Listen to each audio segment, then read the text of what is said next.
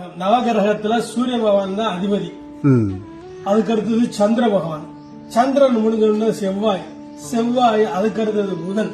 புதனுக்கு அடுத்தது குரு பகவான். குருவுக்கு அடுத்தது சுக்கிரன். சுக்கிரனுக்கு அடுத்தது சனி பகவான். சனி பகவானுக்கு அடுத்தது ராகு.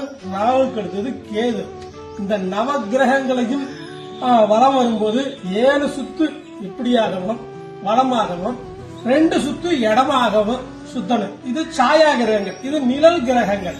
இந்த 7 பேருக்கு தான் உருவம் இருக்கு. இந்த 2 கிரகத்துக்கு உருவம் இல்லாதது. ராகுக்கு தலை மட்டும்தான் இருக்கும், கேதுவுக்கு தலை இருக்காது. இது மட்டும்தான் இருக்கும். இந்த நவகிரகங்களை சனி பகவான் மட்டும்தான் தர்மவான்.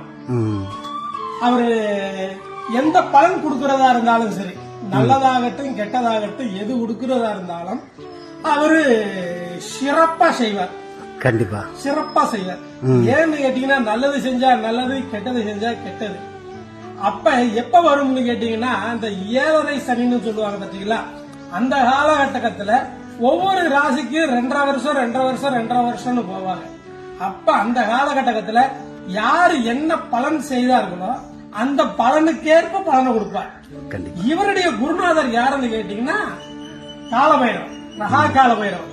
இந்த காலபைரவரை கும்பிட்டா இவருடைய தாக்கங்கள் கம்மியாகும்னு சொல்லுவாங்க. கண்டிப்பா. இதுதான் விஷயம். தேங்க்யூ சாமி, தேங்க்யூ சாமி.